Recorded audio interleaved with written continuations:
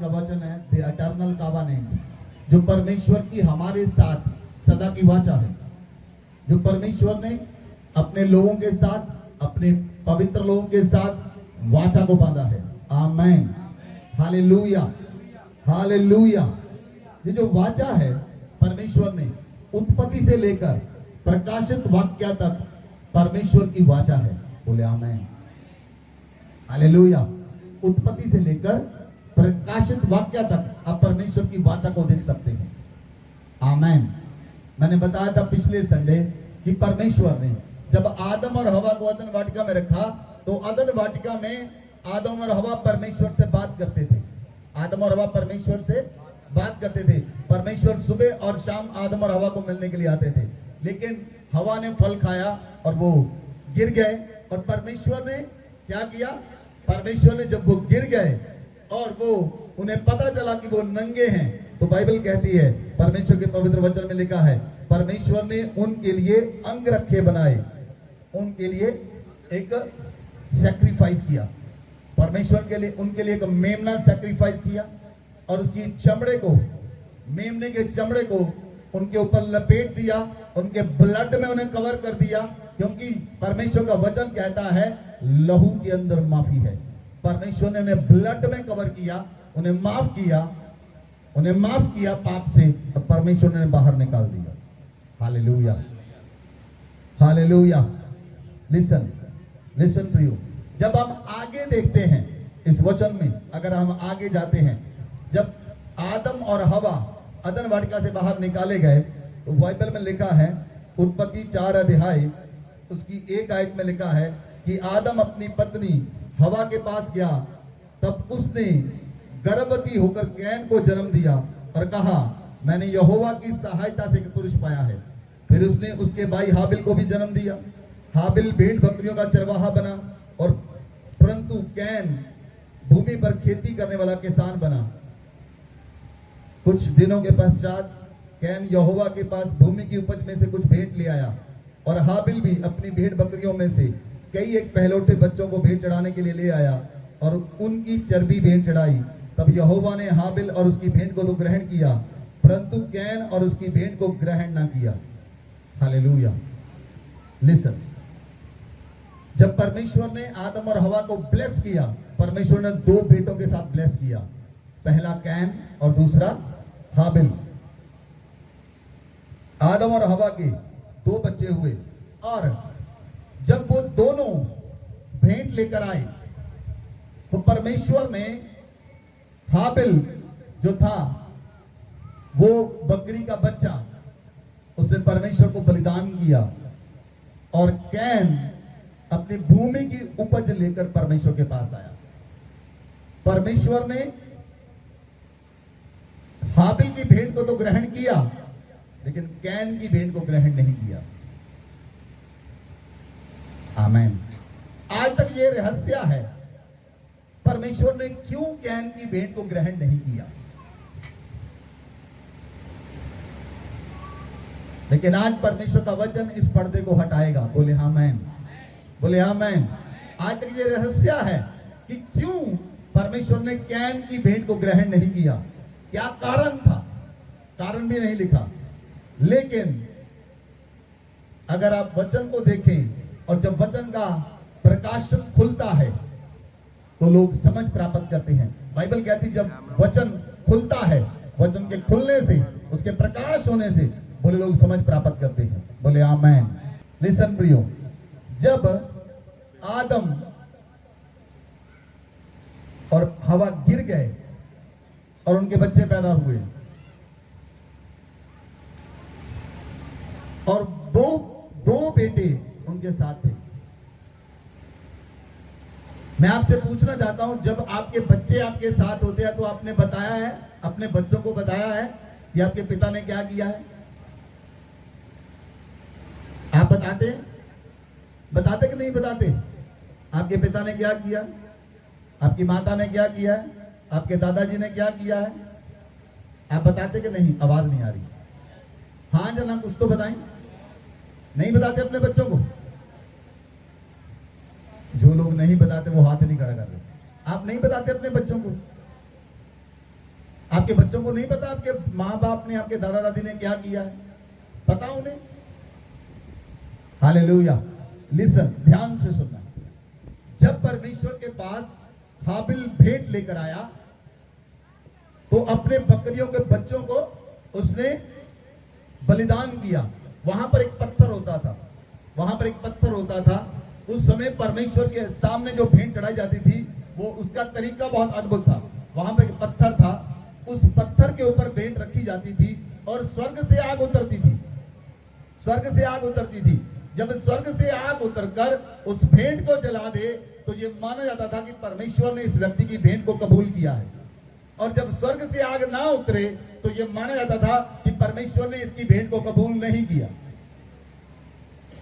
लेकिन परमेश्वर ने हाबिल की भेंट को कबूल किया और कैन की भेंट को कबूल नहीं किया। बाइबल कहती है, परमेश्वर का वचन कहता है, कैन अति क्रोधित हुआ और उसके मुंह पर उदासी छा गई। तब यहोवा ने कैन से कहा, तू क्यों क्रोधित हुआ है? तेरे मुंह पर उदासी क्यों छा गई? यदि तू भला करे तो क्या तेरी भेंट ग्रहण ना की जाएगी? कैन ने कौन सा भला नहीं किया? परमेश्वर ने कहा, यदि तू भला करे तो क्या तेरी भेंट ग्रहण ना की जाएगी? लिसन, ध्यान से सुने। हाबिल और कैन दोनों जानते थे कि परमेश्वर जो है वो लहू की वाचा के साथ बंधा है। और कैन बकरियों में से, भेड़ों में से कुछ ले आया और उसने भेंट चढ़ाई और परमेश्वर ने लहू की सुगंध पाकर परमेश्वर ने उसे आग उतारकर ग्रहण किया, लेकिन कैन की भेंट को स्वीकार नहीं किया। लिसन, ध्यान से सुनो। परमेश्वर ने जब आदम और हवा को अदन वाटिका से बाहर निकाला तो परमेश्वर ने उन्हें चमड़े के अंगरखे बनाकर लहू के अंदर उन्हें मसा किया, लहू के अंदर कवर किया और बाहर निकाला। ये सदा की वाचा थी। परमेश्वर शुरू से लहू की वाचा आदम और हवा के साथ बांध चुका था। और जब वो बाहर आए, अदन वाटिका से बाहर आए, जो कैन था वो अपने हाथों की उपज लेकर आया, लेकिन जो हाबिल था वो अपने हाथों के कार्यों को नहीं, वो लहू को लेकर आया। परमेश्वर आपके हाथों के कार्यों को नहीं ग्रहण नहीं करता। परमेश्वर की वाचा लहू के साथ बांधी जाती है।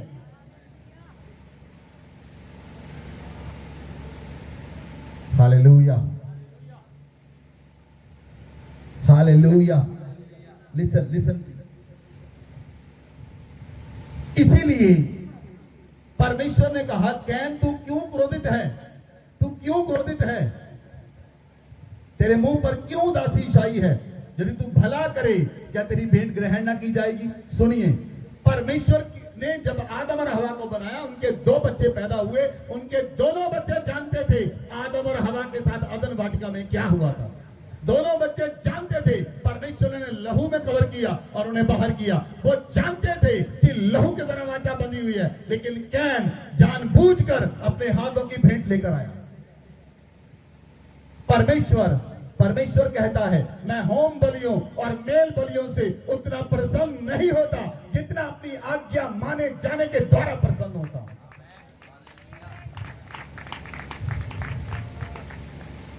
Hallelujah, hallelujah. तो परमेश्वर ने उस लहू की भेंट को ग्रहण किया, क्योंकि वाचा लहू के साथ बंधी हुई थी। इसलिए कैन की भेंट स्वीकार नहीं की गई। कैन जानबूझकर, कैन जानता था, कैन इस बात को जानता था कि परमेश्वर लहू के साथ वाचा बांधता है, तब भी वो अपनी फसल लेकर आया। क्या आप समझे? क्या आप समझे?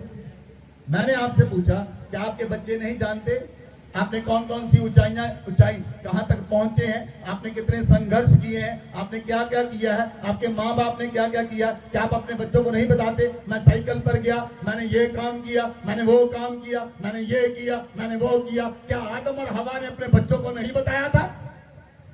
बोलिए हालेलुया, हालेलुया। क्योंकि कैन जो था उसका मन क्रोधित था, वो गुस्से में रहता था और वो जानबूझकर भेंट लेकर आया अपने हाथों की। परमेश्वर आपके हाथों की भेंट से प्रसन्न नहीं होता, परमेश्वर आज्ञा मानने जाने के द्वारा प्रसन्न होता है। आमीन, हालेलुया, हालेलुया। इसलिए कुछ लोग परमेश्वर को केले, सेब, अंगूर उसे देकर खुश करना चाहते हैं। उसकी वाचा तो लहू के साथ बंधी है। आमीन, बोले आमीन, हालेलुया, हालेलुया। लिसन प्रियो, आगे देखें। परमेश्वर ने कहा यदि तू भला न करे तो पाप द्वार पर छिपा रहता है और उसकी लालसा तेरी ओर होगी और तुझे उस पर प्रभुता करनी है। तब कैन ने अपने भाई हाबिल से कुछ कहा और जब वे मैदान में थे तो कैन ने अपने भाई हाबिल पर चढ़कर उसे घात किया, हाबिल पर चढ़कर उसे घात किया। और यहोवा ने कैन से पूछा तेरा भाई हाबिल कहां है? हालेलुया। जब हाबिल की भेंट ग्रहण की गई, कैन की भेंट ग्रहण नहीं की गई, तो कैन हाबिल को लेकर मैदान में चला गया, जंगल में चला गया और उसने अपने भाई का कत्ल कर दिया। पहला मर्डर कैन ने किया। क्यों? क्योंकि कैन जेलसी में आ चुका था, कैन अपने भाई से जेलसी करने लगा था। आज भी लोग अपने भाइयों और बहनों से जेलसी करने के कारण उनसे बैर रखते हैं, उनके मनों में बैर छिपा रहता है। और बाइबल कहती है यदि तू भला ना करे तो क्या तेरी भेंट ग्रहण ना की जाएगी? यदि तू भला ना करे तो पाप द्वार पर छिपा रहता है। पाप द्वार पर क्यों छिपा रहता है? क्योंकि यदि आप अपने भाइयों के प्रति वैर रखते हैं तो आपका पाप, आपका वैर आपके मन के अंदर छिपा हुआ है।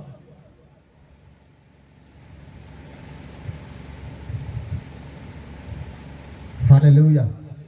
लेकिन आप उसे प्रकट नहीं करते, वो आपके मन में रहता है और मन के अंदर अंदर वैर है, मन के अंदर अंदर वैर है।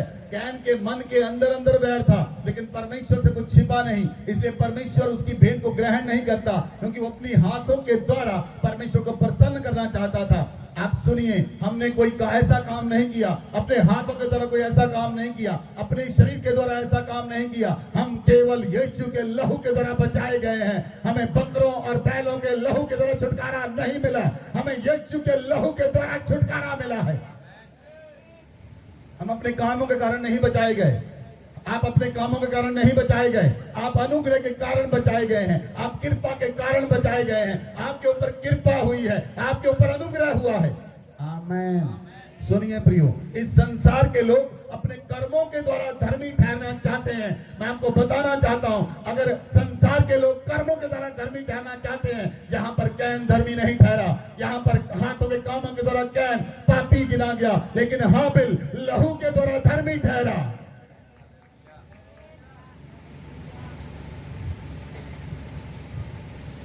हालेलुया। लिसन, ध्यान से सुने।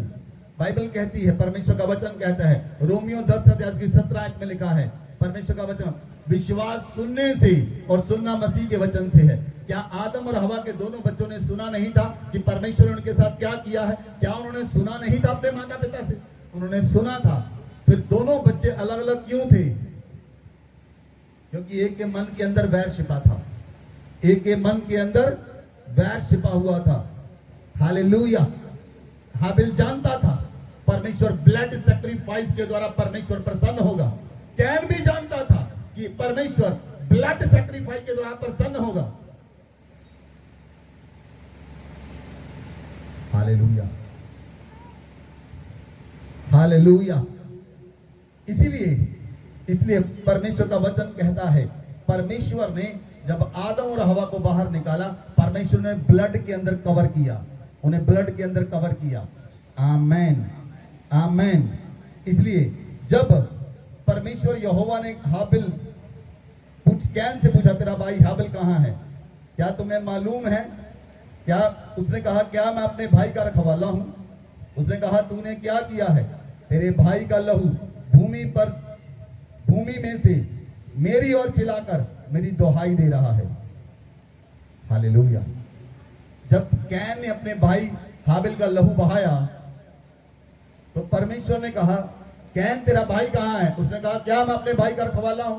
परमेश्वर ने कहा, तेरे भाई का लहू मुझे पुकार रहा है, चिल्ला रहा है, मेरा बदला ले।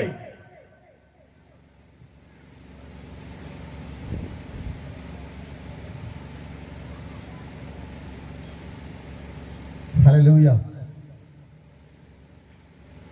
जब कभी कभी लोग बदले के लिए प्रार्थना करते हैं, प्रभु हमारे वैरियों को बदला दे, तो आपके अंदर से क्या पुकारता है? लहू।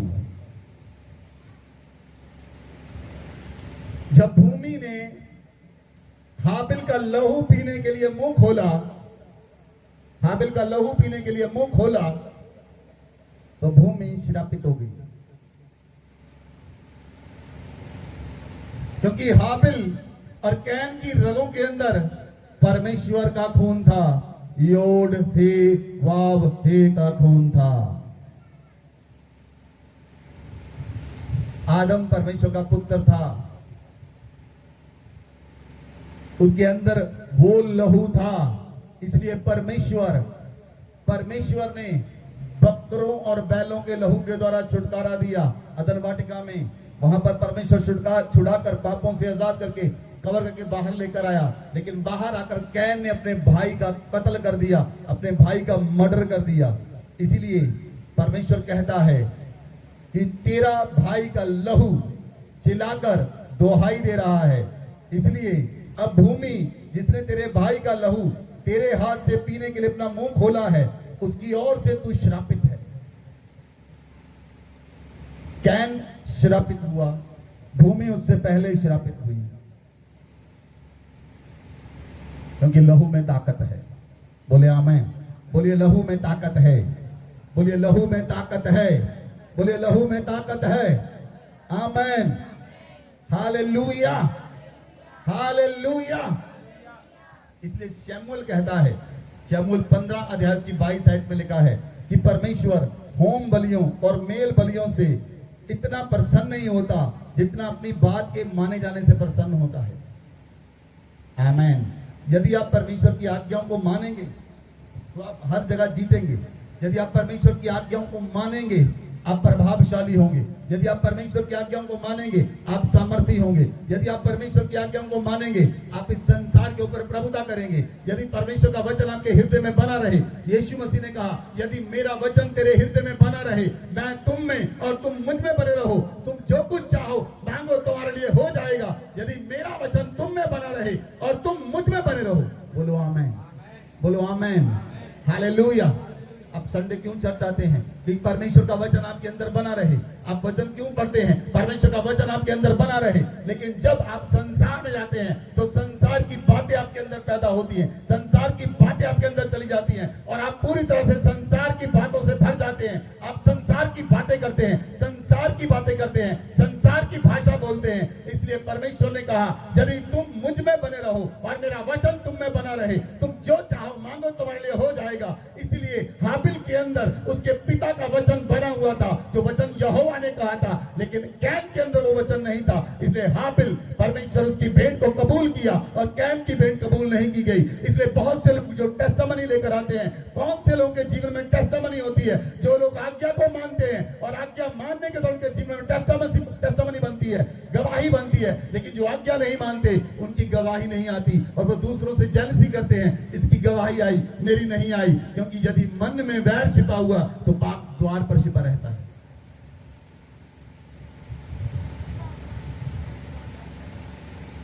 Hallelujah, hallelujah, hallelujah. इसलिए परमेश्वर ने कहा, तेरे भाई का लहू भूमि की ओर से चिल्लाकर दुहाई दे रहा है। हाबिल का लहू बदले की डिमांड कर रहा था, हाबिल का लहू बदले की डिमांड कर रहा था, लेकिन परमेश्वर यीशु मसीह का लहू माफी की डिमांड कर रहा था। कलवरी क्रॉस के ऊपर यीशु का लहू माफ कर रहा था। कलवरी क्रॉस के ऊपर यीशु मसीह आपको साफ कर रहा था। कलवरी क्रॉस के ऊपर यीशु ने कहा, हे पिता इन्हें माफ कर, ये नहीं जानते जो क्या कर रहे हैं। यीशु के लहू के अंदर माफी है, लेकिन हाबिल का लहू जब बहाया गया, वो वेंजेंस, वो बदले की बात कर रहा है। बोले आमेन, हालेलुया। इसलिए आप यीशु के लहू के द्वारा छुड़ाए गए हैं, आप यीशु के लहू के द्वारा आजाद किए गए हैं। इसमें वचन कहता है, परमेश्वर के पवित्र वचन में लिखा है, अगर हम वचन को पढ़े, पहला यूहन्ना 3 अध्याय उसकी 11 और 12 आयत में लिखा है, क्योंकि जो समाचार तुमने आरंभ से सुना वह ये है कि हम एक दूसरे से प्रेम रखें और कैन के समान न बने जो दुष्ट से था, जिसने अपने भाई को घात किया। और उसे किस कारण घात किया? इस कारण कि उसके काम बुरे थे, उसके भाई के काम धर्म के थे। आमीन। आप जानते हैं दुष्ट लोग धर्मियों से बैर रखते हैं, और बाइबल कहती है कैन दुष्ट से था, उसके अंदर दुष्ट का बीज आया, उसके अंदर दुष्ट का बीज आया। शैतान का बीज वैर है। बोलिए बोलिए, एक दूसरे को बताइए, शैतान का बीज वैर है। बोलिए, बताइए, शैतान का बीज वैर है, परमेश्वर का बीज प्रेम है। कैन के अंदर क्या उसके परमेश्वर का बीज था? बाइबल में लिखा है, यूहन्ना लिखता है, परमेश्वर का वचन कहता है, इस कारण उसके काम बुरे थे और उसके भाई के काम धर्म के थे। Hallelujah, hallelujah. इसलिए यदि आप एक दूसरे से प्रेम करें तो आप धर्मियों की श्रेणी में बने रहते हैं। बोले आमेन, बोले आमेन, हालेलुया। लेकिन अगर आप एक दूसरे से प्रेम ना करें तो वैर द्वार पर छिपा रहता है, पाप द्वार पर छिपा रहता है।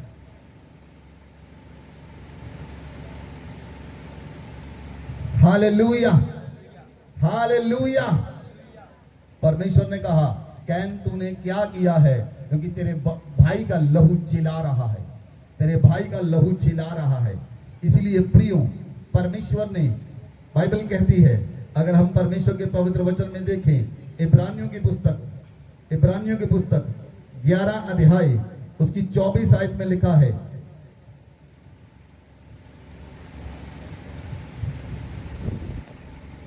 कि विश्वास नहीं, 12 की 24, नई वाचा के मध्यस्थ यीशु और उसके छिड़काव के उस लहू के पास आए हैं जो हाबिल के लहू से उत्तम बातें कहता है। यीशु का लहू उत्तम बातों को कहता है, यीशु का लहू प्रेम को कहता है, यीशु का लहू माफी कहता है, यीशु का लहू प्रेम देता है, यीशु का लहू माफी देता है। आमेन, आमेन, हालेलुया, हालेलुया। इसलिए प्रियो, परमेश्वर ने लहू के द्वारा, परमेश्वर ने आदम और हवा को कवर किया। हाबिल की भेंट लहू के द्वारा स्वीकार की गई। आमेन, आमेन। देखिए, जब परमेश्वर ने उसके बाद देखा कि पूरा संसार पाप में चला गया, तो परमेश्वर ने पूरी मनुष्य जाति के ऊपर जल प्रलय लेकर आया। परमेश्वर ने पूरी मनुष्य जाति को क्या किया? जल के साथ, पानी के साथ ढांप दिया, खत्म कर दिया। केवल नूह और उसका पूरा परिवार बचाया गया। परमेश्वर ने देखा उस समय में कौन धर्मी है, केवल नूह धर्मी पाया गया, नूह धर्मी पाया गया। नूह परमेश्वर के साथ चला और नूह 100 साल तक परमेश्वर की आज्ञा को मानकर उसने बोट बनाई, किश्ती बनाई, और पूरा परिवार उसके अंदर आया, सभी जानवर उसके अंदर आए। और जब धरती पर पानी आया, 40 दिन 40 रात पानी आया, 150 दिन तक पानी खड़ा रहा, और फिर 150 दिन पानी बढ़ता रहा। उसके बाद पानी कम हुआ, 374 दिन तक धरती पर पानी रहा। जब नूह किश्ती से बाहर निकला, पानी सूख गया, तो नूह ने पहला काम यह किया, उत्पत्ति 8 अध्याय उसकी 20 आयत में लिखा है, जब नूह ने यहोवा के लिए एक वेदी बनाई, सब शुद्ध पशुओं और शुद्ध पक्षियों में से कुछ कुछ लेकर वेदी पर होम बलि चढ़ाया। इस पर यहोवा ने सुखदायक सुगंध पाकर सोचा, इस कारण अब मैं कभी भूमि को शाप ना दूंगा। आमेन, आमेन। नूह जानता था कि परमेश्वर के साथ वाचा में कैसे चलना है, इसलिए नूह धर्मी था। नूह ने परमेश्वर की वाचा को सुना था। हालेलुया। नूह ने परमेश्वर की वाचा को सुना था। आपको मालूम है, नूह जो था वो आदम की 10वीं पीढ़ी में था। सुनिए ध्यान से, आपको समझना है इस बात को। नूह आदम की 10वीं पीढ़ी में था, 10वीं पीढ़ी में। लेकिन 10वीं पीढ़ी के तक भी नूह जानता था कि परमेश्वर लहू के साथ वाचा बांधता है।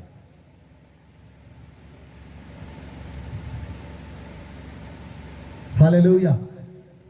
आपको वचन को समझने की जरूरत है, ये वचन को समझने की जरूरत है।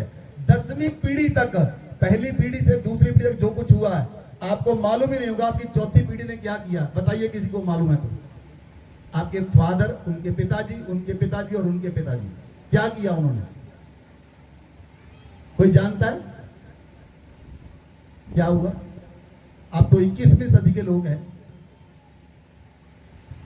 लेकिन आपको यह नहीं पता। कुछ लोगों को तो यही नहीं पता उनके दादाजी का नाम क्या है। मैं कभी कभी काउंसलिंग में देखता हूं, लोगों से पूछता हूं, उनको पता ही नहीं मेरे दादाजी का नाम क्या है। कहते पूछकर बताता हूं।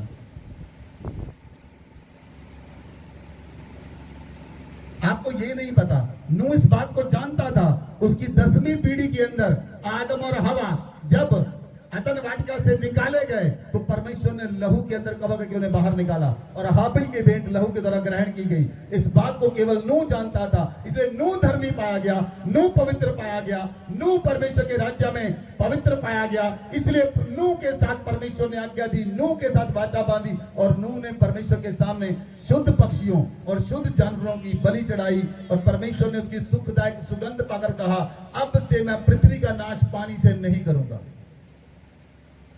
हालेलुया, बोले हालेलुया। इसलिए प्रियो, परमेश्वर जब वाचा बांधी लोगों के साथ तो आगे आगे वंश चलते चले गए और नूह के आगे उसके 3 पुत्र हुए। हेम, नूह के 3 पुत्र हुए, शेम, हाम और यपेत। हालेलुया। उनके आगे फिर और वंश बढ़ा, उनके आगे फिर और वंश बढ़ा और परमेश्वर ने एक परमेश्वर ने वाचा बांधी। अगर हम उत्पत्ति 17 अध्याय में आए, उत्पत्ति 17 अध्याय पढ़िए, उत्पत्ति 17 अध्याय उसकी 1, 2, 3, 4 आयत पढ़े। जब अब्राम 99 वर्ष का हो गया तब यहोवा ने उसको दर्शन देकर कहा, मैं सर्वशक्तिमान ईश्वर हूँ, मेरी उपस्थिति में चल और सिद्ध होता जा। मैं तेरे साथ वाचा बांधूंगा और तेरे वंश को अत्यंत ही बढ़ाऊंगा। तब अब्राम मुंह के बल गिरा और परमेश्वर उससे यूं बातें करता गया, देख मेरी वाचा तेरे साथ बंधी रहेगी, इसलिए तू जातियों के समूह का मूल पिता हो जाएगा। इसलिए अब से तेरा नाम अब्राम ना रहेगा परंतु तेरा नाम अब्राहम होगा, क्योंकि मैंने तुझे जातियों के समूह का मूल पिता ठहरा दिया है। हालेलुया। लिसन लिसन प्रियो, परमेश्वर ने कहा जब अब्राहम 99 ईयर का हो गया तो परमेश्वर ने कहा, हे अब्राहम मेरी उपस्थिति में चलता जा और सिद्ध होता चला जा, सिद्ध होता चला जा। मैं इस वचन को सालों से पढ़ता आ रहा हूं, इस वचन को सालों से पढ़ा है, लेकिन परमेश्वर ने वचन के द्वारा प्रकट किया। क्यों परमेश्वर कहता था अब्राहम को मेरी उपस्थिति में चलता जा और सिद्ध होता चला जा? क्योंकि इब्राहिम सिद्धता को नहीं पहुंचा था। हालेलुया। इब्राहिम सिद्धता को नहीं पहुंचा था, जबकि परमेश्वर उसके साथ वाचा बांध चुका था। उत्पत्ति 12 अध्याय में, हम उत्पत्ति 17 अध्याय की बात कर रहे हैं। परमेश्वर वाचा बांध चुका था, मैं तुझे एक बड़ी जाति बनाऊंगा, मैं तुझे आशीष दूंगा, मैं तेरा नाम महान करूंगा, मैं तुझे आशीष का मूल बनाऊंगा, जो तुझे आशीष दे उन्हें मैं आशीषित करूंगा, जो तुझे श्राप दे उन्हें मैं श्रापित करूंगा, और भूमंडल के सारे कुल तेरे द्वारा आशीष पाएंगे। परमेश्वर उससे वाचा बांध चुका था, उसे ब्लेसिंग दे चुका था। लेकिन 17 अध्याय में, 17 अध्याय में परमेश्वर कहता है, इब्राहिम मेरे सम्मुख चलता जा और सिद्ध होता चला जा, मैं तेरे साथ वाचा बांधूंगा और तेरे वंश को अत्यंत ही बढ़ाऊंगा। हालेलुया। लिसन प्रियो, अभी थोड़ा सा पीछे आए, मैं आपको दिखाता हूं। उत्पत्ति 12 अध्याय, उत्पत्ति 12 अध्याय उसकी 8 आयत पढ़े। उत्पत्ति 12 अध्याय उसकी 8 आयत में, फिर वहां से आगे बढ़कर वह उस पहाड़ पर आया जो बेतेल के पूर्व की ओर है, और अपना तंबू उस स्थान में खड़ा किया जिसके पश्चिम की ओर तो बेतेल और पूर्व की ओर ए है। वहां भी उसने यहोवा के लिए एक वेदी बनाई और यहोवा से प्रार्थना की। हालेलुया। बस यहोवा से वेदी बनाई और यहोवा के आगे प्रार्थना की। 13 की 4 आयत पढ़े। यह स्थान उस वेदी का है जिसे उसने पहले बनाई थी, और वहां अब्राम ने यहोवा से प्रार्थना की। हालेलुया। लिसन प्रियो, आप मेरी ओर देखें, मेरी ओर ध्यान से देखें, समझिए। जब परमेश्वर ने इब्राहिम को कहा, इब्राहिम को अपने देश को छोड़, अपने परिवार को छोड़, अपने घराने को छोड़, और जहां मैं तुझे कहता हूं वहां चला जा, तू अपनी पत्नी को साथ में लेकर जा, अपने पिता के घर को छोड़ दे, अपनी पत्नी को साथ में लेकर चला जा। इब्राहिम चला गया, लेकिन जब इब्राहिम पहुंचा कहां पर, बेतेल के पास पहुंचा, बेतेल के अंदर इब्राहिम ने जाकर के वेदी बनाई और वहां पर प्रार्थना की। आमीन, हालेलुया। जब इब्राहिम लूत से अलग हुआ, फिर वो बेतेल में वापस आया। जब लूत से अलग हुआ तो फिर वो बेतेल में वापस आया, और जब वो दोबारा बेतेल में वापस आया, उसने जो यहोवा के लिए बेतेल में वेदी बनाई थी, उसने वहां पर फिर प्रार्थना की। लेकिन इब्राहिम ने कोई सैक्रिफाइस नहीं किया। इब्राहिम वेदी तो बना चुका था, लेकिन इब्राहिम सैक्रिफाइस नहीं कर रहा था। इब्राहिम जिस बेतेल में वेदी बनाई वहां पर सैक्रिफाइस नहीं किया। इब्राहिम दोबारा वेदी पर आया, वहां पर भी सैक्रिफाइस नहीं किया। जब इब्राहिम 17 अध्याय में परमेश्वर कहता है, हे इब्राहिम मेरे सन्मुख चलता जा और सिद्ध होता चला जा, क्योंकि परमेश्वर जानता था जब तक इब्राहिम लहू की वाचा में नहीं आता, इब्राहिम मेरी वाचा में सिद्ध नहीं होगा। Hallelujah, hallelujah. मुझे नहीं पता आप कैसे लोग हैं, लेकिन इस वचन को सुनकर आपको समझ होनी चाहिए कि परमेश्वर आपसे क्या बात कर रहा है, खुदा का आत्मा आपसे क्या बात कर रहा है। ये प्रकाशन है जो खुदावन ने दिया है, और इस प्रकाशन के द्वारा आपका जीवन पूरी तरह से बदल जाएगा। हालेलुया। मैं आज तक नहीं समझ पाया था क्यों परमेश्वर ने इसहाक को मांगा। परमेश्वर ने देखा इब्राहिम सिद्ध नहीं हो रहा, सिद्ध नहीं हो रहा। परमेश्वर ने कहा ठीक है, तू सैक्रिफाइस नहीं कर रहा, मैं तेरा ही पुत्र सैक्रिफाइस करूंगा।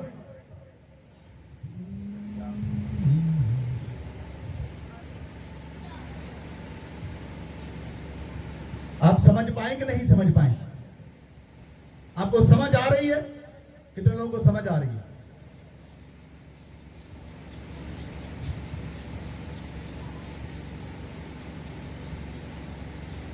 Hallelujah, hallelujah.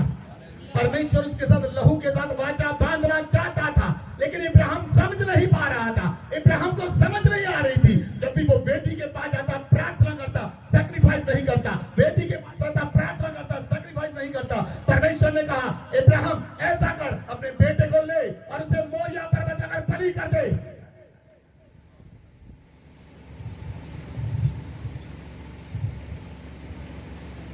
Hallelujah, hallelujah. जब इब्राहिम लेकर जा रहा था, इसहाक ने पूछा, पिता होम बलि की भेंट कहाँ है? उसने कहा होम बलि की भेंट का उपाय परमेश्वर आप करेगा। लेकिन जब इब्राहिम अपने बेटे को ले गया, उसने वेदी पर अपने बेटे को रखा और छुरी उठाई, मारने लगा। परमेश्वर का दूत ने कहा, इब्राहिम हाथ को रोक ले, इब्राहिम हाथ को रोक ले, अपने दाहिने देख। उसने दाहिने देखा, वहां पर झाड़ियों में मेढ़ा फंसा हुआ था। परमेश्वर ने कहा, उसे ले और बलि कर दे।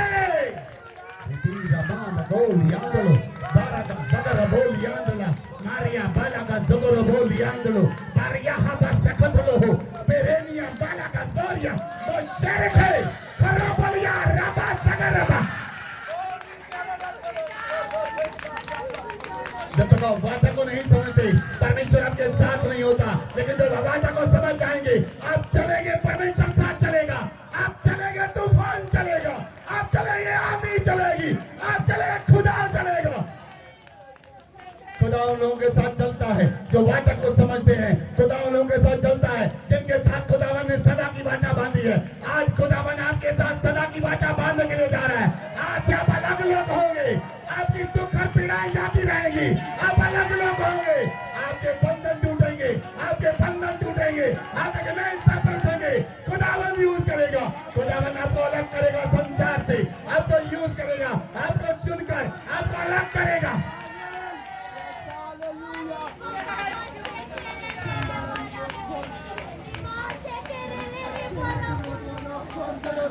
हालेलुया, बोले hallelujah.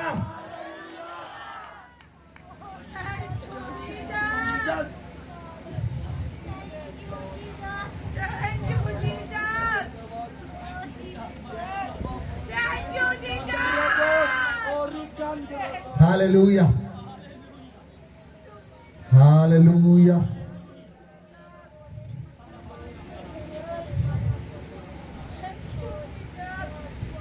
Thank you, Jesus. Thank you, Jesus. Thank you, Jesus. Ibrahim उस वाचा को नहीं समझा, लेकिन परमेश्वर ने इब्राहिम को समझा दिया।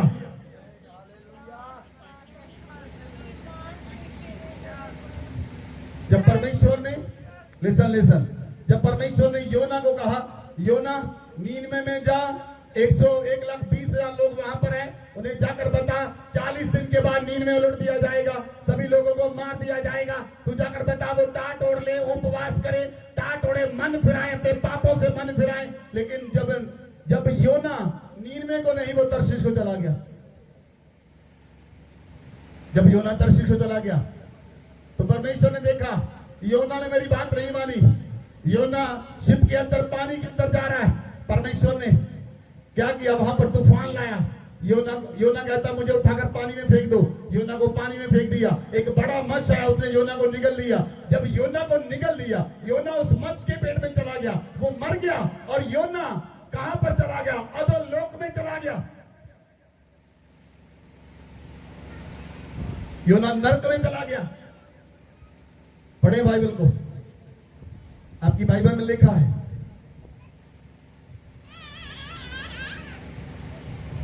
यहोवा ने एक बड़ा सा मच्छ ठहराया था कि योना को निगल ले, और योना उस मगरमच्छ के पेट में 3 दिन और 3 रात पड़ा रहा।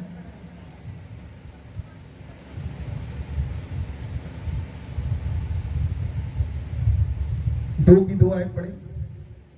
मैंने संकट में पड़े हुए यहोवा की दुहाई दी और उसने मेरी सुन ली है। अधोलोक के उदर में से मैं चिल्ला उठा और तूने मेरी सुन ली है। 3 आयत। तूने मुझे गहरे सागर में समुद्र की तह तक डाल दिया और मैं धाराओं के बीच में पड़ा था। तेरी भड़काई हुई सब तरंगे और लहरें मेरे ऊपर से बह गई। हालेलुया।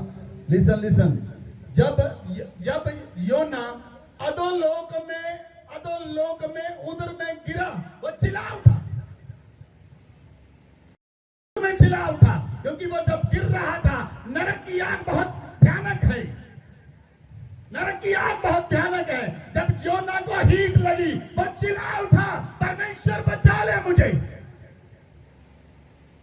और परमेश्वर ने उसे अधोलोक से बाहर निकाला। यीशु मसीह ने अपनी कलीसिया से कहा था, अधोलोक के फाटक तुम पर प्रबल ना होंगे, नरक के फाटक तुम पर प्रबल ना होंगे।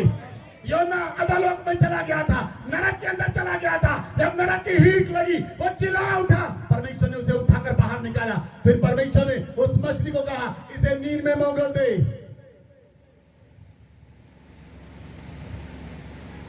Hallelujah, hallelujah. सुनिए, क्यों परमेश्वर उसे नरक में, अधोलोक में ले गया? उसने आज्ञा नहीं मानी। परमेश्वर कहता था 1,20,000 लोगों का, 1,20,000 लोगों का लहू बच जाए, लेकिन योना अपना लहू लेकर भागा। खुदावन ने कहा, तेरे ही लहू के द्वारा उन्हें बचा लूंगा। क्या आप समझ पाए? क्या आप समझ पाए? अगर आप लोगों को नहीं बचाएंगे तो आपका लहू अधोलोक में जाएगा, अगर आप बचाएंगे तो आपका लहू पुकारेगा।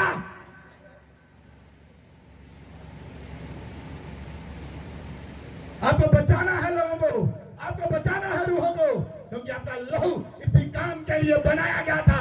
आपके लहू के साथ वाचा बंधी है।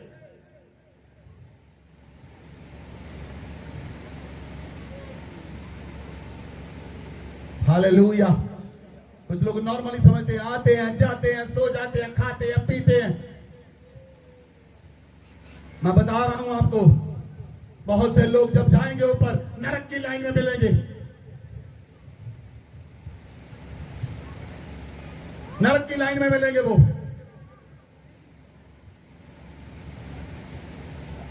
Hallelujah, hallelujah.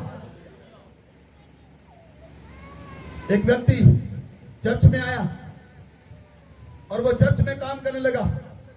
चर्च में काम करते करते वो बढ़ा और वो रूहों को सुसमाचार सुनाता और वो चर्च का सेक्रेटरी बन गया। पास्टर के साथ रहने लगा, पास्टर का असिस्टेंट पास्टर बन गया। और एक दिन उस व्यक्ति का एक्सीडेंट हो गया। जब उसका एक्सीडेंट हुआ, वो कोमा में चला गया। उसे हॉस्पिटल में भर्ती करा दिया गया। जब उसे हॉस्पिटल में भर्ती करा दिया गया और परमेश्वर के सेवक ने, दास ने सोचा, ये व्यक्ति मरना नहीं चाहिए, ये चर्च के लिए हीरा है, ये व्यक्ति मरना नहीं चाहिए। तो पास्टर ने कॉल किया, पूरी चर्च को कॉल किया, पूरी चर्च को अलाइन किया, ये व्यक्ति मरना नहीं चाहिए, पूरी कलीसिया अलाइनमेंट में आ जाए। उसने कहा, हर एक घंटे में एक व्यक्ति, चर्च का एक एक व्यक्ति उस व्यक्ति के लिए प्रार्थना करेगा।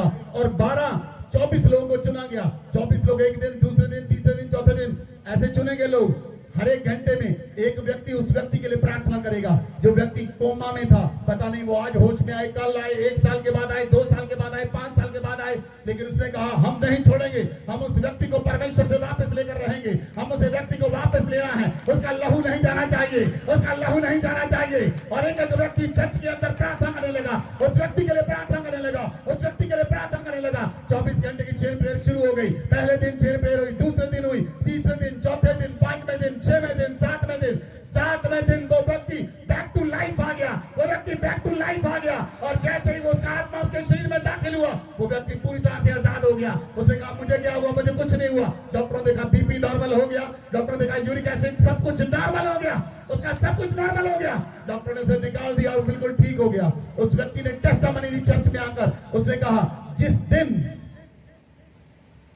मैं कोमा में गया, उसने कहा, जब मेरा एक्सीडेंट हुआ, वो बहुत बड़ा नहीं हुआ था, वो छोटा एक्सीडेंट हुआ था। उस रात मैं जब अपने घर में गया और मैं सो रहा था, मैंने क्या देखा कि एक जहाज उतरा और जहाज में से 2 व्यक्ति पायलट उतरे और उनके साथ एक एयर होस्टेस आई। जब उनके साथ आई, वो मेरे बेडरूम में आए और उन्होंने कहा, चलो। कहता, मैं उठकर उनके साथ हो गया और वो जब लेकर गए, वो मुझे गाना एयरपोर्ट पर ले गए।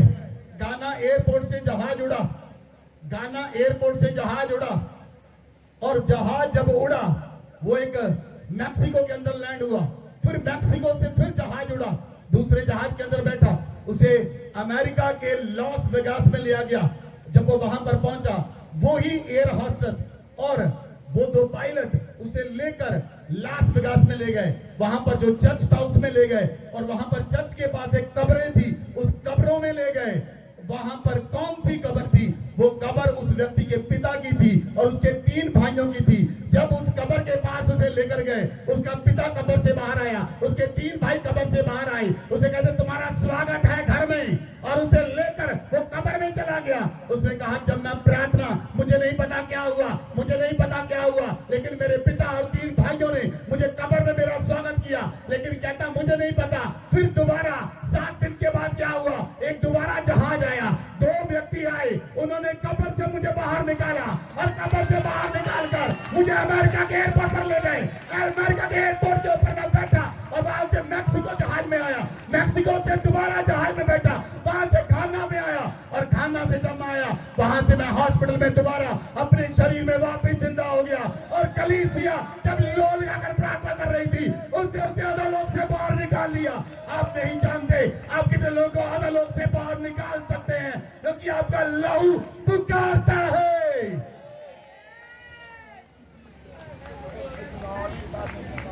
आपका लहू पुकारता है।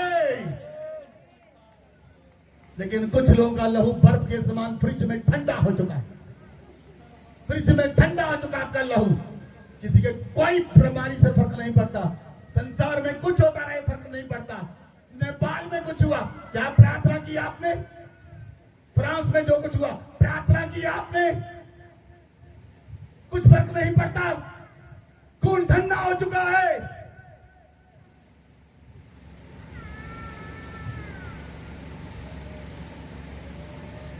कलीसिया वो है जिसका खून गर्म हो, और वो खून पुकारे, वो खून पुकारे।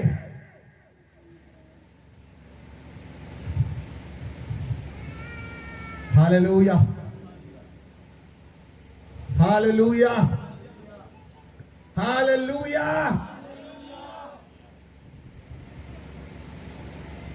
आप नहीं जानते, अगर अपने दोस्तों को वचन नहीं बताएंगे, अपने रिश्तेदारों को वचन नहीं बताएंगे, अपने पड़ोसियों को वचन नहीं बताएंगे, आप ही के लहू से हिसाब लिया जाएगा, आप ही के लहू से हिसाब लिया जाएगा। तो परमेश्वर लहू के साथ वाचा बांधता है, परमेश्वर ने लहू के साथ वाचा बांधी है। इसलिए इब्रानियों की पुस्तक में लिखा है, अपने अगुओं की आज्ञा मानो, जो दिन रात तुम्हारे प्राणों के लिए जागते रहते हैं, जिन्हें आपके लहू का लेखा देना पड़ेगा।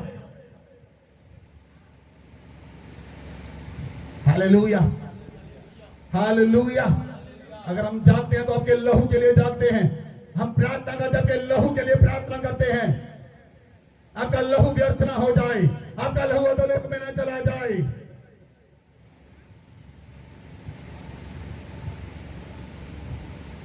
Hallelujah, hallelujah.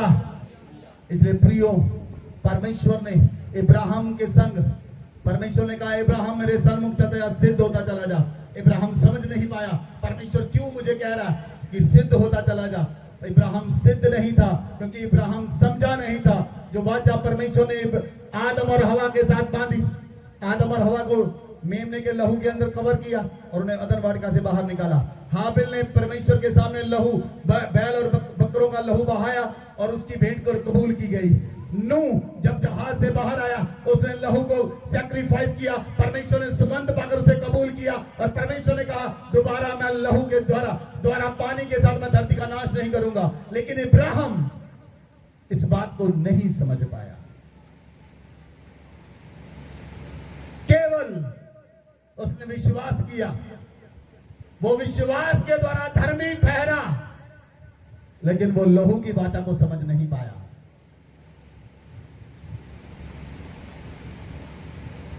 आमीन। मैंने वायदा किया था आपसे 7 संडे आप चर्च आएंगे, आप डिलीवर होंगे 100% यीशु मसीह के नाम। जितनी मर्जी बड़ी बीमारी हो, जितनी मर्जी बड़ी बांझपन हो, आप डिलीवर्ड होंगे। जितना मर्जी बड़ी आपके ऊपर कर्जा हो, जितना मर्जी बड़ी आपके ऊपर समस्या हो, आप डिलीवर्ड होंगे। हालेलुया। यहां पर ट्रिक नहीं है, कोई ट्रिक के द्वारा डिलीवर नहीं होंगे, आप परमेश्वर के वचन के प्रकाशन के द्वारा डिलीवर होंगे। परमेश्वर के वचन का प्रकाश आपको आजाद करेगा। हालेलुया। जब मैं रात के 2 बजे परमेश्वर के वचन के मनन कर रहा था तो मेरा आत्मा आनंद से उछल पड़ा जब मुझे परमेश्वर ने प्रकाशन दिया। एकदम से प्रकाशन दिया परमेश्वर ने मुझे। मैं आनंद से उछल पड़ा, मेरा आत्मा उछलने लगा इस प्रकाशन को लेकर। Hallelujah, hallelujah. इसलिए वचन कहता है अपने अगुवों की आज्ञा मानो, अपने अगुवों की आज्ञा मानो, जो दिन रात तुम्हारे प्राणों के लिए जागते रहते हैं और जिन्हें आपके लहू का लेखा देना पड़ेगा। इसलिए आपका लहू परमेश्वर को पुकारे, आपका लहू परमेश्वर को पुकारे, उन लोगों के लिए पुकारे जो आज तक संसार में फंसे हुए हैं, पापों में, गुनाहों में जीवन व्यतीत कर रहे हैं, उनके लिए घुटने टेक कर आपका लहू पुकारे, खुदावंद इन्हें बचा ले जैसे तूने मुझे बचाया। हालेलुया, बोले हालेलुया। इसलिए प्रियो, परमेश्वर का वचन आपको पुकारता है। Listen, listen. आइए हम वहां पर दोबारा उस वचन में आते हैं। इब्राहिम को परमेश्वर ने कहा, इब्राहिम मेरे सन्मुख चलता जा, सिद्ध होता चला जा, मैं तेरे साथ वाचा बांधूंगा, तेरे वंश को अत्यंत ही बढ़ाऊंगा। और 10 आयत में परमेश्वर ने कहा, पढ़िए उत्पत्ति 17 की 10 आयत। जब परमेश्वर ने कहा मेरे सन्मुख चलता जा और सिद्ध होता चला जा, फिर परमेश्वर ने 17 की 10 आयत में कहा, मेरे साथ बांधे हुए वाचा जिसका पालन तुझे और तेरे पश्चात तेरे वंश को करना पड़ेगा, वह यह है तुम में से एक एक पुरुष का खतना हो। हालेलुया। लिसन, लिसन, सुनिए प्रियो, आप इस बात को समझें। परमेश्वर इब्राहिम को 17 अध्याय में जब कहता है कि इब्राहिम मेरे सन्मुख चल और सिद्ध होता चला जा, परमेश्वर ने उस समय हिंट दिया परमेश्वर ने इब्राहिम को कि तेरे वंश में एक एक पुरुष का खतना होगा और उसके लहू के द्वारा मैं वाचा बांधूंगा। लेकिन इब्राहिम को कुछ याद नहीं आया।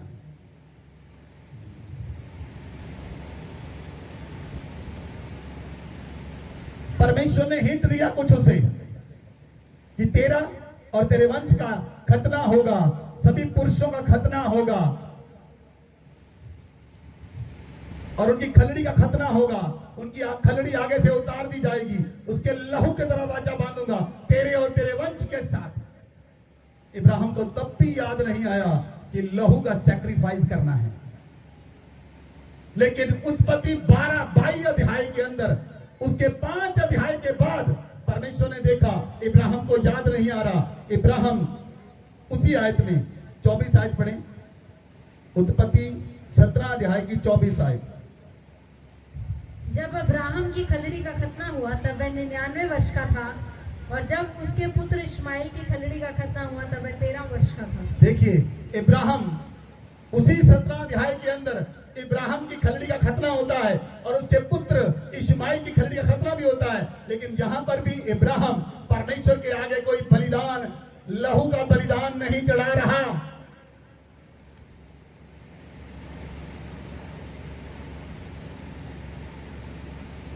हालेलुया। अभी फिर उसके बाद 19 अध्याय में, 18 अध्याय में इसहाक के जन्म की परमेश्वर प्रतिज्ञा करता है। 18 अध्याय के अंदर सदोम और अमोरा पर विपत्ति आती है। सदोम और अमोरा को बचाने के लिए इब्राहिम खड़ा होता है। 19 अध्याय में इब्राहिम उठता है और उन्हें बचाता है। 20 अध्याय में इब्राहिम अबीमेलेक के पास जाता है अपनी पत्नी को लेकर। अबीमेलेक उसकी पत्नी को रखता है। वहां पर अबीमेलेक के लिए वो प्रार्थना करता है और अबीमेलेक और उसकी देश की औरतों का परमेश्वर गर्भ खोल देता है। 21 अध्याय में इसहाक का जन्म होता है। 22 अध्याय में परमेश्वर इसहाक को उससे मांग लेता है।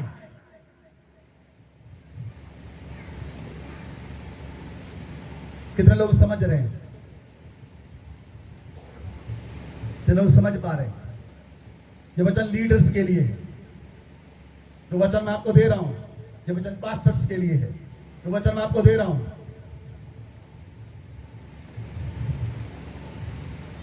Hallelujah, hallelujah.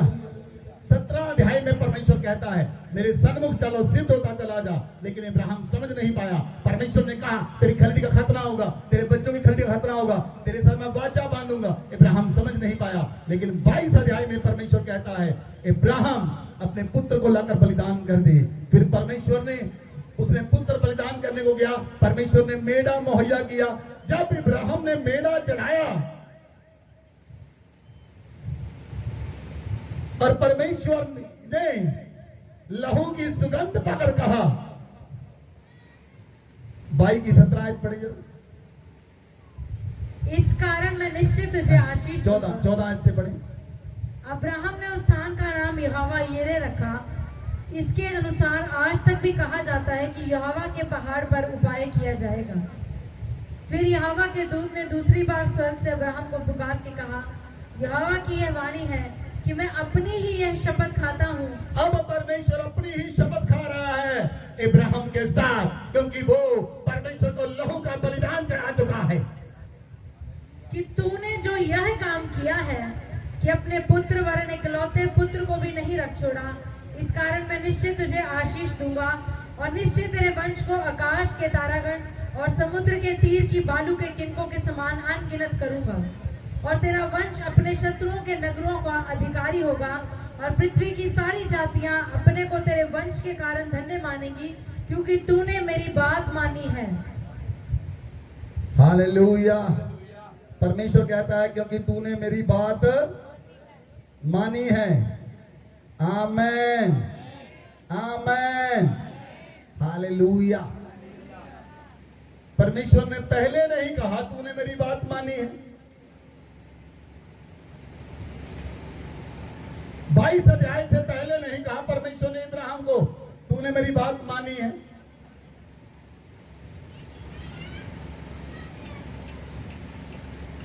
हालेलुया, बोले हालेलुया।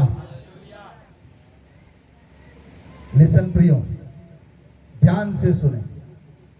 परमेश्वर जब जिसे बुलाता है, परमेश्वर पुराने नियम में लहू के साथ वाचा बांधता था, और जो लोग लहू को इग्नोर करते हैं, जो लोग लहू को इग्नोर करते हैं, ध्यान से सुनना, मुझे नहीं पता वो कहां मिलेंगे,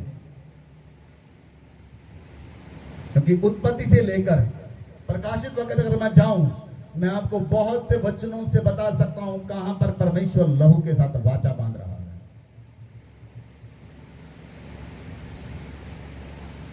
हालेलुया। लिसन लिसन प्रियो, आपको मालूम है जब अमालेकियों के साथ इजरायली लोग लड़ने लगे, तो इजरायली लोग अमालेकियों से हार गए। उन्होंने कहा हम पर तो परमेश्वर की संतान हैं, हम क्यों हार गए? परमेश्वर ने कहा तुम्हें मालूम है जो उनका राजा है, जब वो युद्ध के लिए आया, वो अपना पुत्र बलि करके अपने देवते को आया। उसने देवते को अपने पुत्र का लहू बलि किया। परमेश्वर कहता उसकी भेंट तुमसे बड़ी है, इसलिए वो जीत गया, तुम हार गए। हालेलुया। आपके अंदर उत्साह नहीं है जो चाहिए, जो उत्साह होना चाहिए वो दिख नहीं रहा। आप परमेश्वर के वचन के ऊपर चित्त लगाएं, चित्त के अंदर बसाएं, ताकि वो वचन आपके अंदर से निकले और हजारों को बदल दे, लाखों को बदल दे।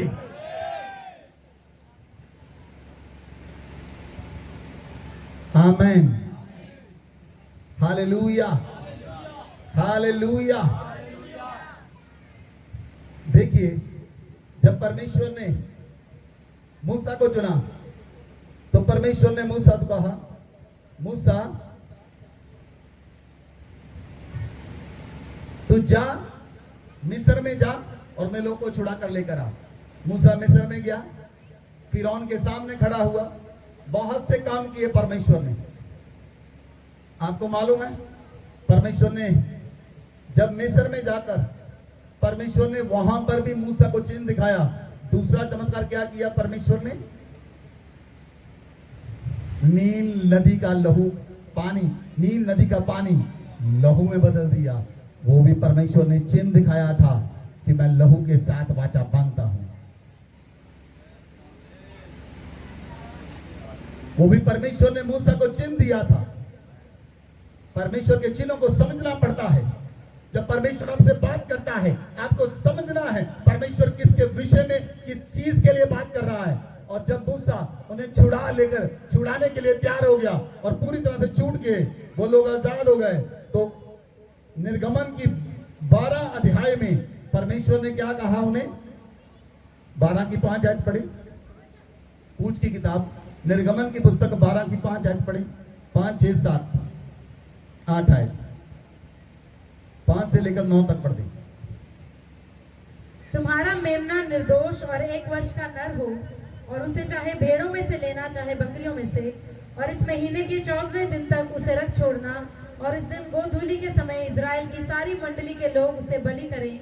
तब वे उसके लहू में से कुछ लेकर जिन घरों में मेमने को खाएंगे, उनके द्वार के कोनों, अलंगों और चौखट के सिरों पर लगाएं, और वे उसके मांस को उसी रात आग में भूनकर अख़मीरी रोटी और कड़वे साग-पात के साथ खाएं। उसको सिर, पैर और आंतड़ियों समेत आग में भूनकर खाना, कच्चा या जल में कुछ भी पकाकर ना खाना। हालेलुया। लिसन प्रियो, जब परमेश्वर उन्हें वहां पर ले गया, मूसा को ले गया, और परमेश्वर ने वहां पर चमत्कार किया, उनके पहलौठों की मृत्यु हुई। क्यों? क्योंकि परमेश्वर ने कहा था एक निर्दोष मेमना लेना। ये पास ओवर है, मैंने आपको पास ओवर के ऊपर इसके ऊपर पूरा पहले प्रचार किया है। द पास ओवर, फसह का त्योहार के ऊपर मैंने आपको बताया है कि परमेश्वर ने कहा निर्दोष मेमना लेना, चाहे भेड़ों में से हो चाहे बकरियों में से हो, और उसे 14वें महीने तक, पहले महीने के 14वें दिन तक रख छोड़ना, और उसे बलिदान करना, और उसके लहू में से कुछ लेकर, मेमने के लहू में से खाना और अपने चौखट पर लगाना, और उसको उस रात भूनकर कड़वे साग-पात के साथ खाना, और उसकी आंतड़ियों को, चमड़ियों को, उसकी आंतड़ी को, उसकी चर्बी को शहर के बाहर जाकर जलाना। ये सब यीशु मसीह के साथ हुआ। यीशु मसीह शहर के अंदर कुर्बान नहीं हुआ, यीशु मसीह गोलगथा, उस खोपड़ी के पहाड़ जो शहर से बाहर था, वहां पर जाकर कुर्बान किया गया। यहां पर पास ओवर लैम्ब ये जो है वो यीशु मसीह की तस्वीर को दिखाता है। आमेन, आमेन, हालेलुया, हालेलुया। जब मूसा उन्हें छुड़ाने लगा, तो परमेश्वर वहां पर लहू की वाचा लेकर आया। छुड़ाने से पहले लहू का सैक्रिफाइस होता है। बोले आमेन, बोले आमेन। जब परमेश्वर ने आदम और हवा को अदन वाटिका से बाहर निकाला, उन्हें लहू में रैप किया, उन्हें छुटकारा दिया, उनके पापों को ढांप दिया। वो नंगे हो चुके थे, परमेश्वर ने उन्हें छुटकारा दिया। लिसन, ध्यान से सुनिए। जब अदन वाटिका के अंदर आदम और हवा दोनों पाप कर चुके, तो उन्होंने अपने हाथों के द्वारा सीकर अंजीर के पत्तों के लंगोट बना लिए। परमेश्वर ने कहा तुम अपने पाप को अपने हाथों के द्वारा नहीं ढांप सकते, तुम्हारे हाथों के काम तुम्हारे पापों को नहीं ढांपेंगे, मेरे मेमने का लहू तुम्हारे पापों को ढांपेगा और तुम्हें छुटकारा देगा। इसीलिए कैन के हाथों की भेंट, उसकी भेंट हाथों की उपज स्वीकार नहीं की गई, क्योंकि वो अपने हाथों के द्वारा आप अपने पापों से क्षमा नहीं पा सकते। आपका छुटकारा नहीं होगा, आपका छुटकारा अपने हाथों के कामों से नहीं होगा, आपका छुटकारा सोने से नहीं होगा, चांदी से नहीं होगा, बकरों और बैलों के लहू से भी नहीं होगा। आपका छुटकारा मेमने के पवित्र लहू से हुआ है। यीशु मसीह के लहू से हुआ है। बोले आमेन, बोले आमेन, हालेलुया। क्या आपको वचन समझ आ रहा है? आपको वचन समझ आ रहा है? सुनिए, अब मूसा जब उन्हें 400 साल की गुलामी से बाहर निकाल रहा है, सुनिए सुनिए, 400 साल की गुलामी से बाहर निकाल रहा है, तो वो लहू का सैक्रिफाइस करता है। परमेश्वर उसे बताता है मेमना ले, हर एक व्यक्ति अपने परिवार के अनुसार मेमना ले, उन्हें बलि करे, उसका लहू रखे अपने घर में, अलंगों पर लगाए, चौखट पर लगाए, उसकी चर्बी को शहर के बाहर जाकर जलाए, उसे कड़वे साग पात के साथ खाए, तब तुम 400 साल की गुलामी से छुटकारा पाओगे और मैं छुटकारा करके तुम्हें यहां से ले जाऊंगा।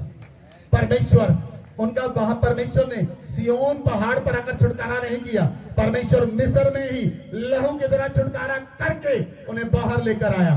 सुनिए सुनिए, लिसन लिसन, जब उनका छुटकारा हुआ ना,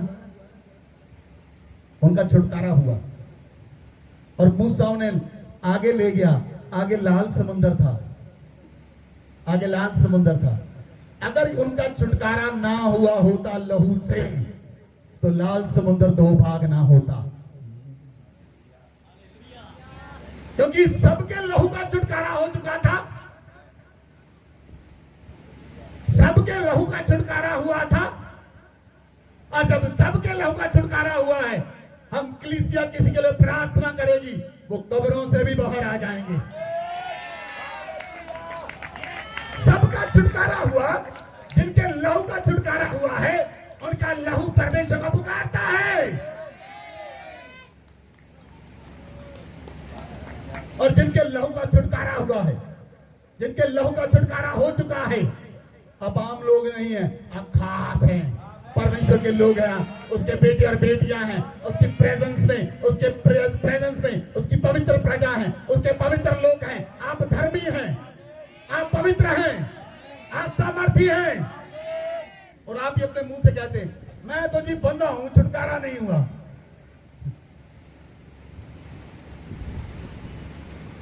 कितने लोग कहते अपने मुंह से मैं बंधा हूं, परिवार बंधा है, छुटकारा नहीं हुआ। तो यीशु का लहू व्यर्थ चला गया। जहां आपने यीशु के लहू को समझा ही नहीं, यीशु का लहू व्यर्थ नहीं है। यीशु के लहू के द्वारा हम छुड़ाए गए हैं, यीशु के लहू के द्वारा हम धर्मी ठहरे हैं, यीशु के लहू के द्वारा हमारी प्रार्थनाएं सुनी जाती है, क्योंकि मेरा लहू, यीशु का लहू अब एक लहू है।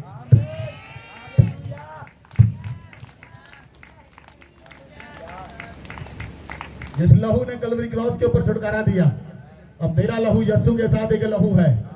जब मेरा लहू पुकारता है तो परमेश्वर यीशु की पुकार को सुनता है।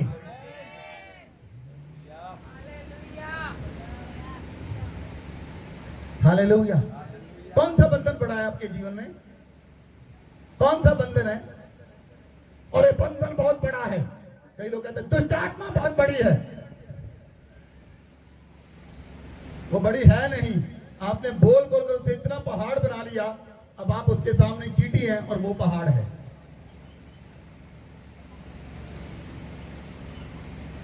हालेलुया। लिसन लिसन लिसन, ध्यान से सुनिए, ध्यान से सुनिए। जब सुनिए सुनिए, मैंने आपको एक सवाल डाला था, मैंने आपको क्वेश्चन किया था कि क्यों इब्राहिम जब परमेश्वर की उपस्थिति में गया तो परमेश्वर ने इब्राहिम के वंश को 400 साल की गुलामी में भेज दिया। आइए मैं आज उसका उत्तर देने के लिए जा रहा हूं। निकालें उत्पत्ति की पुस्तक को,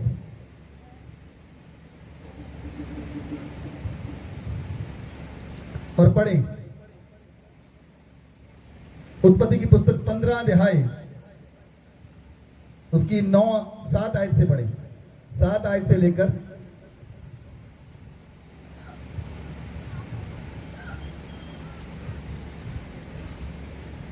12 आयत तक। तब उसने उससे कहा, मैं वही यहोवा हूँ जो तुझे कसदियों के ऊर नगर से बाहर ले आया कि तुझको इस देश का अधिकार दूं। उसने कहा, हे प्रभु यहोवा, मैं कैसे जानूं कि मैं इसका अधिकारी हूँगा? यहोवा ने उससे कहा, मेरे लिए 3 वर्ष की एक तलोर और 3 वर्ष की एक बकरी और 3 वर्ष का एक मेढ़ा और एक पिंडुक और कबूतर का एक बच्चा ले।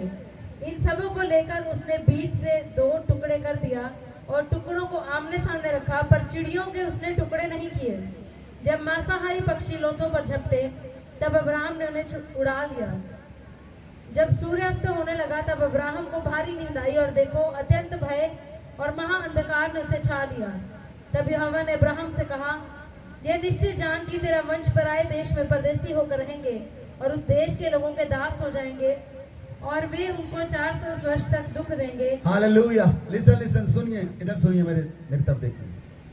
15 अध्याय में परमेश्वर से 14 अध्याय में जो इब्राहिम है वो लूत को छुड़ा कर लेकर आता है और अपना दशवांश मलिक सदिक को देता है, और मलिक सदिक इब्राहिम के साथ दाख मधु और रोटी लेकर आता है और उसे देता है। 15 अध्याय में परमेश्वर उसे कहता है, मेरे लिए एक पिंडुक, एक कलोर, एक बकरी, एक मेढ़ा, एक पिंडुक, एक कबूतर का बच्चा लेकर आ। परमेश्वर उसे बताता है लेकर आ, लेकिन इब्राहिम बकरी, 3 वर्ष के मेढ़े और कलोर के टुकड़े नहीं करता, कबूतर के टुकड़े नहीं करता। उसने परमेश्वर के साथ लहू की वाचा नहीं बांधी। उसे पक्षी अच्छे लगे, उसने पक्षियों का लहू बचा लिया। परमेश्वर ने कहा, तूने इस लहू के साथ वाचा नहीं बांधी, तूने इनका लहू बचा लिया, मैं तेरे लहू को 400 साल गुलामी में ले जाऊंगा। क्या समझ पाए आप? आज पता चला 400 साल गुलामी में इब्राहिम का वंश क्यों चला गया? क्योंकि उसने परमेश्वर के आगे बलिदान नहीं किया, उसने बलिदान को बचा लिया। जो व्यक्ति, लिसन, ध्यान से सुनना, जो व्यक्ति बलिदान को बचा लेता है वो खुद अर्पण की वस्तु बन जाता है।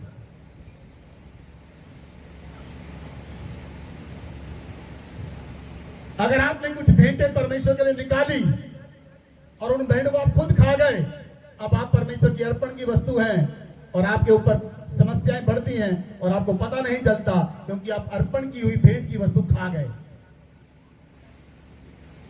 नहीं समझ आई? सुनिए, जब यहोशू यरीहो को जीत कर आया तो यहोशू ए नगर पर चढ़ाई करने वाला था। यहोशू ने ए नगर पर चढ़ाई की। यहोशू ने कहा, कोई बात नहीं, 3000 लोग चले जाओ, ए नगर के लोगों को मार कर लेकर आओ। 3000 लोग गए, उन्होंने अमालेकियों ने, पलिश्तियों ने भगाया, उन्हें ए नगर के लोगों ने भगाया और वहां से इस्राएली मार दिए। यहोशू ने अपने वस्त्र फाड़े, पूरी रात परमेश्वर के सामने पड़ा। परमेश्वर ने कहा, तू क्यों पड़ा है? सभी गोत्रों को बुला। एक गोत्र ने पाप किया है। किस गोत्र ने पाप किया? जब्दी का गोत्र। जब्दी का पोता पकड़ा गया, अकान पकड़ा गया। अकान को सामने लेकर आए। उसने पूछा, तूने क्या किया है? कहता, मैंने सोने की ईंट और चांदी और कपड़ों को लेकर अपने तंबू के अंदर गाड़ दिया। परमेश्वर ने कहा था, जब तुम उन्हें मारो वहां की वस्तु मत लेना, उस शहर की वस्तु घृणित वस्तु है, सब अर्पण कर देना परमेश्वर के लिए। लेकिन जब अकान ने अर्पण की हुई वस्तुओं में से कुछ रख लिया, अकान और उसका घराना और पूरे इजरायली अर्पण की वस्तु बन गए, तभी वो हारने लगे।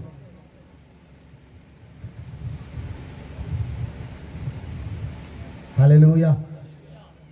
जब आप भेंटों में से, बलियों में से, होम बलि में से, मेल बलि में से, पाप बलि में से, जब आप परमेश्वर के साथ मन्नत में आते हैं, बीज में आते हैं, दशवांश में आते हैं, आप उसे खा जाते हैं, आप खुद अर्पण की वस्तु बन जाते हैं और उसके बाद आपको समस्याओं का सामना करना पड़ता है।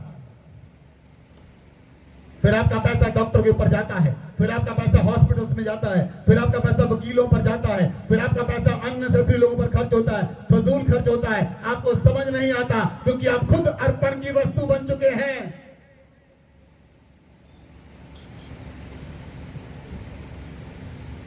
हालेलुया। परमेश्वर ने कहा, ऐसा नहीं, अब जे अर्पण की वस्तु बन गया कान, अब कोई छुटकारा नहीं, इसी का लहू बहा दो। परमेश्वर ने कहा, कोई हल नहीं है, कोई हल नहीं, अकान और उसके परिवार का कोई हल नहीं, ये अर्पण की वस्तु बन चुका है। इस्राएलियों का पत्थर मार मार कर इसके परिवार को मार डालो। आज तक लोगों को समझ नहीं आया अकान क्यों पत्थरों के साथ मार दिया गया। क्योंकि वो अर्पण की वस्तु बन चुका था। जब तक उसका लहू नहीं बहता तब इजरायली लोग छुड़ाए नहीं जाते। उसका लहू बहा, इजरायली छूट गए। वही इजरायली ए नगर के ऊपर प्रभुता कर गए। आमेन, आमेन, हालेलुया। जब मूसा को परमेश्वर ने भेजा, जा मिस्र में जा, मूसा मिस्र में गया, उसने अपनी पत्नी को लिया, बच्चों को लिया। जब वो निकलने ही वाला था, परमेश्वर उससे भेंट की परमेश्वर ने, और मूसा को परमेश्वर ने मारना चाहा। जो सिपोरा थी वो याजक की बेटी थी, उसने जान लिया परमेश्वर क्यों मारना चाहता है। उसने जान लिया परमेश्वर क्यों मारना चाहता है। उसने मूसा के बेटे की खलड़ी का खतना किया और चकमक के पत्थर को लिया और मूसा के बेटे की खलड़ी का खतना किया और उस पत्थर को मूसा के ऊपर फेंक दिया। जब लहू उसके बेटे का बहा और मूसा के ऊपर उसके बेटे का लहू लगा, परमेश्वर ने मूसा को मारने का प्लान कैंसिल कर दिया। Hallelujah, hallelujah. हम लास्ट 2 आयत पढ़ेंगे, यशाया 55 अध्याय उसकी 3 आयत पढ़ेंगे।